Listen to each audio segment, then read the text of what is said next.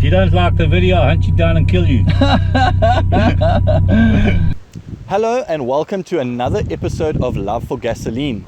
Today we have the Toyota MR2, which has the 3S GTE motor pushing about 240 horsepower as well as 270 Newton meters of torque.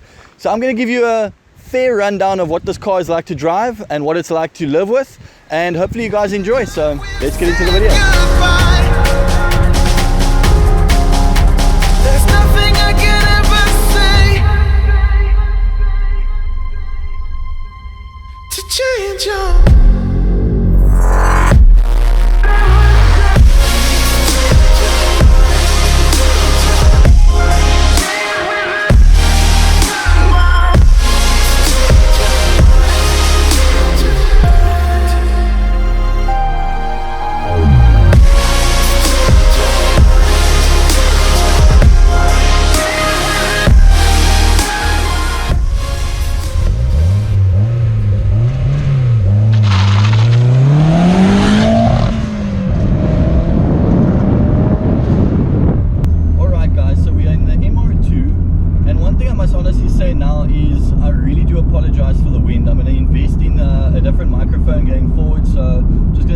for that, and then we'll obviously improve the videos from there.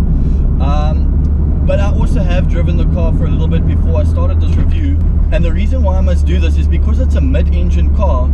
To get to know the handling of this beast is, yeah, it's something else. You can't just climb into this car and think that you can just boss it around like you want to. The car has an extremely different type of way of handling than anything I've ever driven in my entire life, and I'm so honored to be able to have the opportunity to be able to drive this 27-year-old car. And I've got to say, it feels so new. There's a few things that's a little bit out of place, but other than that, I mean, there's literally such a little bit of things that needs to be restored in this thing. One thing is maybe just the gear lever cover that needs to be replaced, but other than that, everything is so mint on this car. I love it.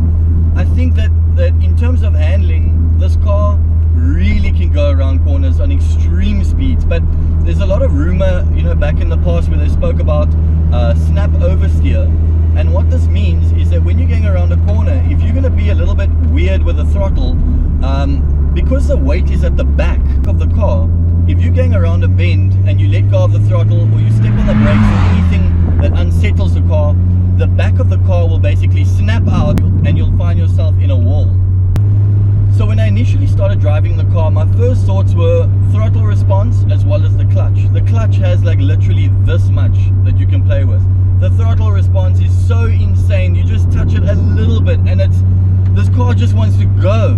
It's definitely not something that I would recommend for in town, and the reason for this is because of those two little things that I just spoke about. Makes it extremely uncomfortable. But once you get into the long road, this thing is a peach. In the beginning it's very, very difficult to get used to it, but it took me about half the day, and since I've been playing around with it in the bends, I feel so comfortable now that I feel like even though it's on me, because there's no ABS, traction control or anything like that, I actually feel so part of this car. This is known as the W20, which is the second revision, and the W10 was obviously the first, and the W30 was the latest revision. However, the W30 didn't get that kind of like publicity that everybody was expecting, where this one was the most famous one. And actually, I remember when I was a kid, I used to play Gran Turismo 1 in the lounge, and I remember how crazy this car would handle just on Gran Turismo itself, and I never to this day thought that I'd ever have the opportunity to be able to drive something like this, and here I am. This is just insane. So I'd like to introduce Tristan, who's the owner of this car, and he can also give us a little bit of insight of what it's like to own a car like this, and what his experience has been so far. So Tristan, thank you very, very much for the opportunity that you've given me here today. Thank you for doing the review on my car. No, that's always good, right. Anytime. So Tristan also has a red MR2, the non-turbo version, whereas this is the 3S GTE, which is a 2-liter turbo, and like I said, it basically has 270 Newton meters of torque and about 240 horsepower. So Tristan, can you tell us a little bit about this car here today? Well, when I got the car, it took me a while to get quite used to this car. Yeah. First of all, I can tell you,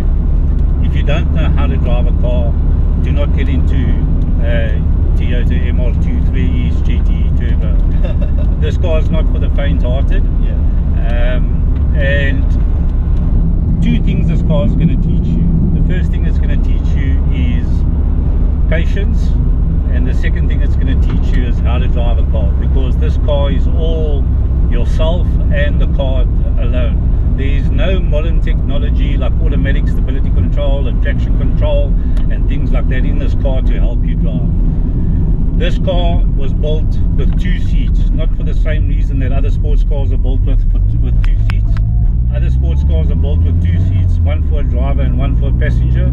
A Toyota MR2 3S GTE Turbo has got 2 seats, one for the driver and one for a witness.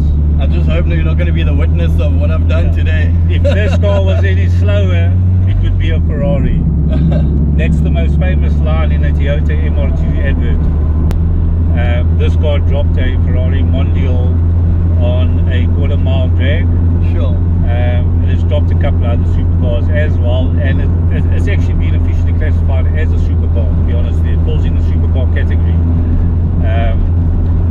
Today, the undisputed world record holder for a quarter-mile drag is also held by a Nissan 3S GTE Turbo by Nathan Frick. You can look that up on YouTube. You'll see the video.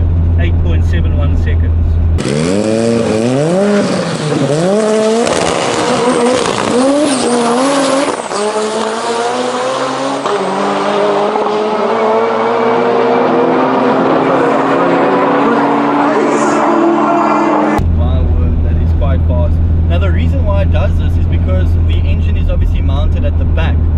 Means that you've got obviously more weight on top of the wheels at the back, and it's obviously rear wheel drive as well. So when you've got more weight to get more grip, you can obviously accelerate much more faster. Yeah. That's why you'll see from the pullaways, I basically can floor this car and you'll barely get any wheel spin.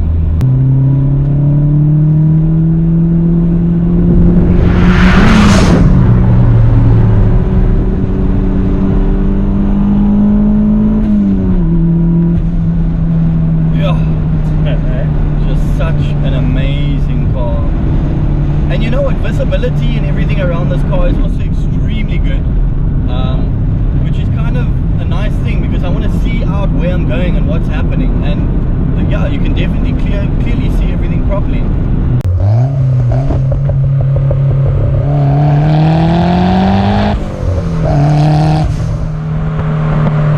Oh, but the dump valve, my gosh, I can't seem to get over this noise, guys. That's just the most insane thing. And it's so raw. It's so, like, you can't compare this to any new car of today. This is just something else, eh? It feels like it's a modified car, but it's not. It just comes out of the factory like this. And wow, I can't believe this.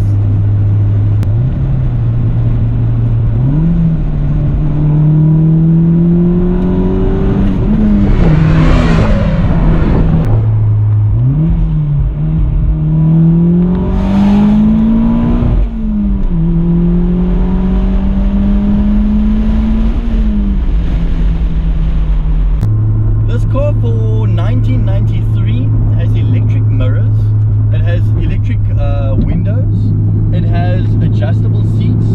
I'm basically about 1.9 meters tall and I fit perfectly inside here. There is absolutely no hassle around it. The steering wheel also adjusts up and down as well as forwards and backwards. And I mean, like I said, it's just, you feel so comfortable in the sense that it's like, why do you even need a new car when something like this I mean, if I bought this brand new out of the box back in 1993 and I had the opportunity of obviously keeping the car for many years, I wouldn't see any reason at all why anybody would sell this car. Even though it isn't that much famous in terms of like a Toyota Supra or anything like that, it very well will keep up with one, and I can tell you that now.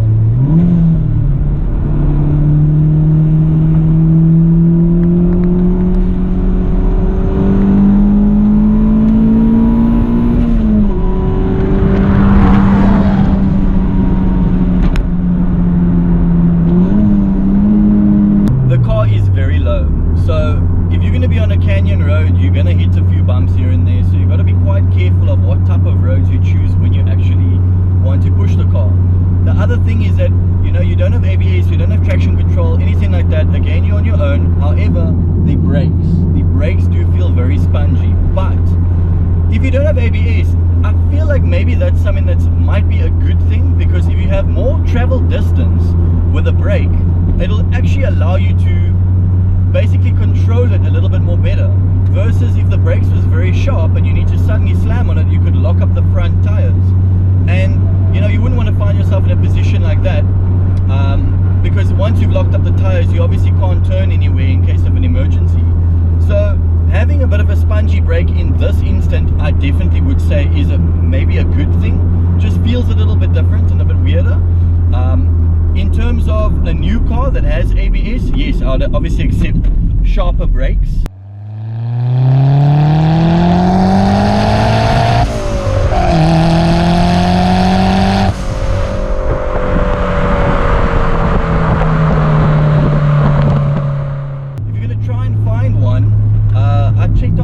The other day I found one for basically 160,000 Rand, and that was the non-turbo. The great thing about these cars is, I mean, we're looking at a car that's more than 25 years old, and we are now at a stage where the owners of the car are setting the value to the car. I mean, this car is a collector's item, and you've just heard Eugene tell you about the price that he's seen on one of these cars. And I could guess that the mileage on that car was about anything from 150 to 180,000 kilometers on the clock. Yeah. Whereas, for instance, the 2-liter 16-valve twin cam that I have, the GTI Limited, it's a 91 model, and it has only 75,200 on the clock. If these guys that are advertising theirs at about 160,000 Rand, and they have anything from 150 to 180,000 kilometers on the clock, my one with 75,200 on the clock I can sell easily for about 220 to 230,000. Yeah, no, exactly. But Tristan, I wanted to say thank you so much for this opportunity again. My pleasure, man. I don't want to give this car back to you, but I guess I'll have to, so the rest of my day is going to be very sad. But what an experience this was, and wow, I love this car, and I can't get enough of it, and I really want to buy one. That's all I can think of, is like, wow, I mean, where do you get a car that's mid-engined in this kind of price range, that's got literally so much power and raw power? Yo, it's a no-brainer.